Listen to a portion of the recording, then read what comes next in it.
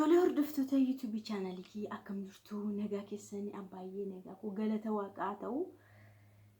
nagaa waaqayyo bakka jirtanitti isiniif baay'atu jecha viidiyoo kabaraatti dhufeen jira jechuudha. Araga waan tokko akka gargaartaniin barbaada yeroo baay'ee namoota yaadaan dhiphatan furmaata ofii kennuu dadhabanii baay'ee isaanii isinitti fidee yaada keessan baay'ee isaanii yaada keessan furatanii warri galatoomaa jedhan nama baay'eetu jira waan ta'eef yeroo darbillee mucayyoo tokko jirti mucayyoo baay'ee na dhukkuba jettee biyya galuudhaafis hin dandeenye jaalalleen kiyya maallaqa na jalaa fixee maatii kiyya faana walloleen jira obboloota koo faana walloleen jira as taa'ee immoo hojjechuudhaaf illee baay'ee na dhukkuba jette sunillee isin galateeffattee jirti jechuudha baay'ee galatoomaa. Dhuguma yaanni keessan sirriidha jabaachuu nan danda'a waan jetteef ammas jechuudha nama tokko sinii fideen dhufeera jechuudha nama kana namni kun furmaata dhabee jira carraa dubartoota keenya yeroo baay'ee rakkisaadha maaliif akka carraan dubartoota keessatti dubaroonni biyya arabaa baay'ee rakkatu rakkina keessa galu yeroo baay'ee rakkoo garaagaraatu isaanirra gaha jechuudha biyyaa bahanii isa biyya ormaatti rakkatan irra inni isaanii immoo ofii isaanii fedhii isaaniitti naataa jedhanii sirriidha jedhaniitti galanis rakkina irraan gahaa jechuudha. Amma seenaa mucaa kanaa sinittan hima jechuudha. Viidiyoo kana daraa keessa naga dhumaatti dhaggeeffadhaatti yaada barreessaa fi akka viidiyoo sakaanii miti gorsuudha jechuudha. Yaada barbaaddisinirraa waan ta'eef obboleetti keessanii akkuma keessanitti yaadaatti rakkoon kun otoo anarra gahee anoo maalan godha laata jedhaa ofitti fudhadhaa viidicha gadhuma daawwadhaa barreeffama yaada keessan barreessaa fi isiniin jedha. Mucaan kun jalqabarraa kaasee seenaan ishee akka kana ture haadha hin qabdu haadha hin qabdu akkootu guddisaa ture akkoonis jalaa duute jechuudha. Haati erga buqatte akkoontu guddistu akkoon ishillee jalaa buqatte. Abbaan immoo haadha manaa kan biraa fuudhee jechuudha haadha biddeenaati osoma akka kanaan nama tokko jiraattu barumsallee osoo barattu baay'ee walii galtee dhabu haadha biddeenaa faana walii galtee ni dhabu osoma akka kana jettu hojii namaaf hojjechaa barumsa ishee addaan hin kutu jettee namaafillee hojii hojjechaa barumsa ishee itti fuftee ta'uu fidide haalli barumsaa faana mijachuu fidide. Namoota gargaaraa halkan faallee barachaa turte tasuma barumsi waan baay'ee barbaada waan ta'eef mijachuu fidide jechuudha. Akkuma itti barattu gargaarsa barbaada waan ta'eef hunduu mijachuu fidinaan kaatee biyya arabaa kana deemti siniin jedha. Biyya arabaa deemtee waggaa 2 hojjetattee akkaawuntii banattee deemtee maallaqa ishee akkaawuntii mataa isheerra galfachaa turte. Waggaa 2 hojjetteetu ka'ee galeeni lafa bitadheetaniin deebi'aa jettee silaa nama hankoo jettu hin qabdus abbaan ishees immoo haadha biddeenaa wajjin jira durayyuu achi waliin hin galle nama gargaaraa turte iddoo garaagaraa hojjettee barumsa kana yaalaa turte hin milkoofne kaatee waggaa 2 dalagatteetu biyyatti dhufte. Lafa bitattee deebi'uudhaaf kaayyoon ishii yeroo dhuftee biyya Itoophiyaa jedhamu kana geessu akka tasaa nama tokko faana wal bartee nama tokko faana dhiira jechuudha. Dhiira tokko faana wal bartee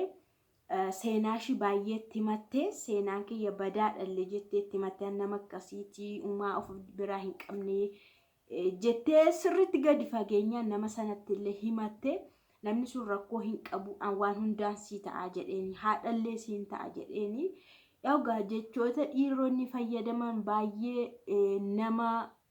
gowwomsa nama si laaffisa nu hunduu hin beekna gowwomnee beekna gowwomee nan beeka sirriitti gowwomee nan beeka kanaaf mucaan kun gaa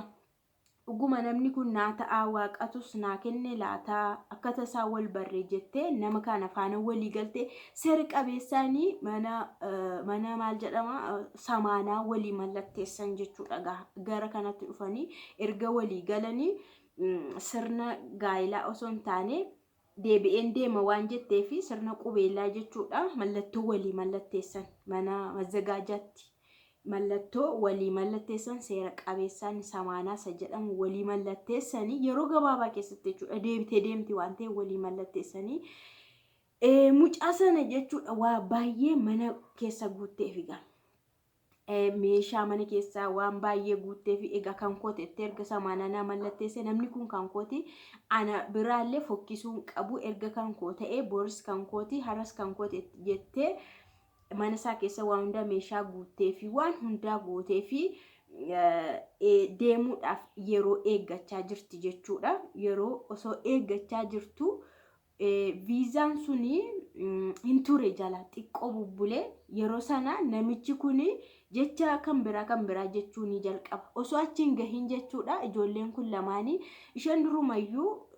maatii abbaashi haadha biddeenaa waan ta'eef badaa kana waliin galanis hin feetus duras walii galtee dhabuudhaan kan isheen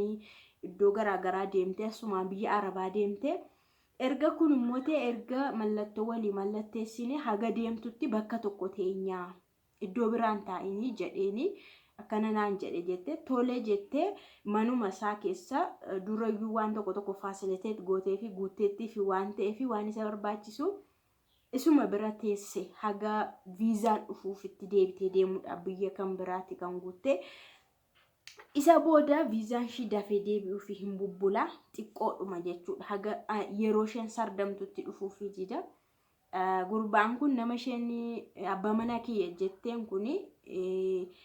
ati natti galuun kee kuni baay'ee na saalfachiisee jira hin deemta jenna bubbultee naan jedhe guyyaa tokko ka'eetu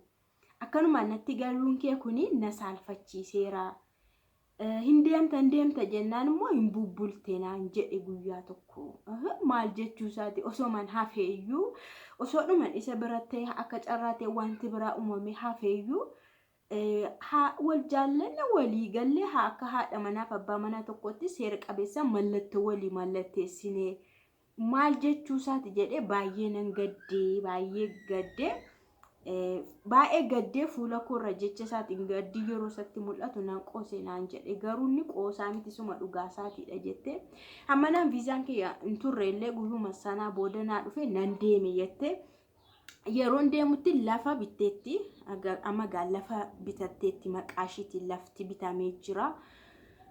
kan deemte gaa mana irratti ijaarrachuudhaaf kan isheen deemte isa booda jechuudha maallaqa yeroo dalagdu mana sanarratti lafa sanarratti mana akka ijaaruudhaaf lafa sanarratti mana akka ijaaruuf maallaqan ergiti yerootti maallaqan ergiti mana akkuma jedhame in ijaaraa dhufeera hin ijaara garuu namni kuni wanta inni adeemsa keessa isheetti agarsiisu sirrii miti jette maallaqa ergiidhaaf na jarjarsa jette ji'a osoo guutiin na gaafata jette waa'ee maallaqa araboonni immoo amala isaanii keessatti yerootti maallaqa namaan kennan yerootti siruma nama dhorkatanii turanii namaa kennan iyyuu jira annan beeka waan ta'eef madaamii kiyya osoo ji'a hin guutiin kadhadhee tananii maallaqa ji'aaf harkaa fudhadha jette booda guyyaa tokko ji'a kana maallaqa hin qabnu ji'a dhuftu sii kaffallaa naan jette madaamiin jette isa booda ji'a kana maallaqa hin qabu madaamiin akkas naan jette jenna mana jijjiirradhu bayii achi akkamitti ji'a dabarsuun qabdu maallaqa erguu qabda naan jedhena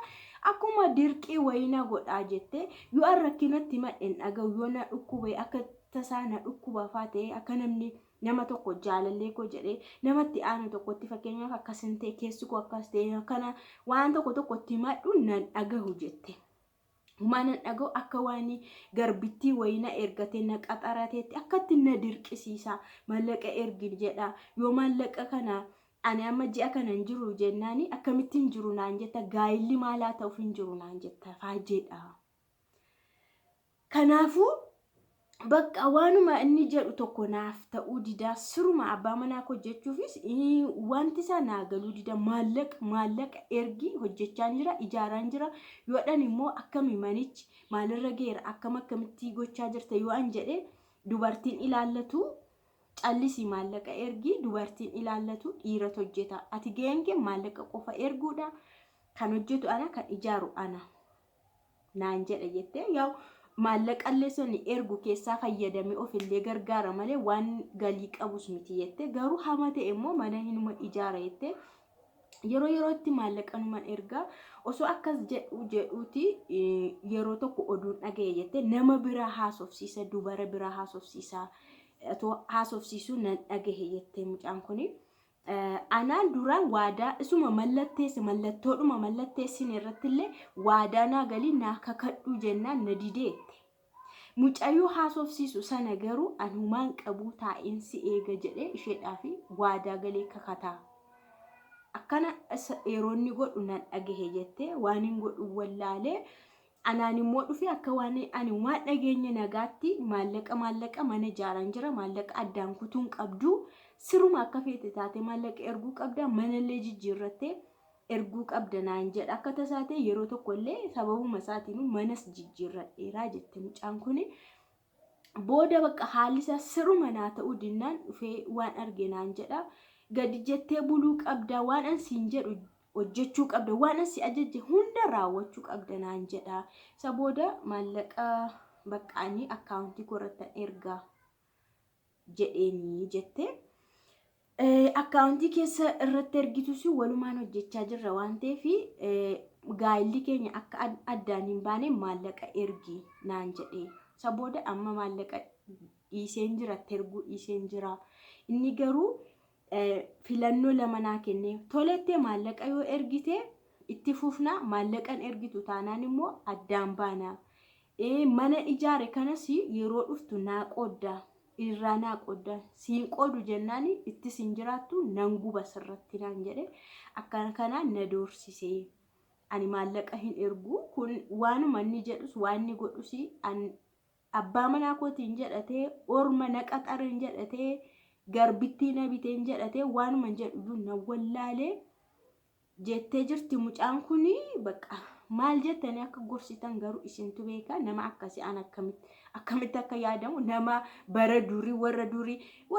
durii jechuudha haadha manaa isaanii gadi qabanii ofii kan jedhan bichaa reebanii hin dubbatiin jedhanii warra bushan namoota akkasii keessaa dhufe natti fakkaata kuni. Kanuma ishiin maallaqa ergitutti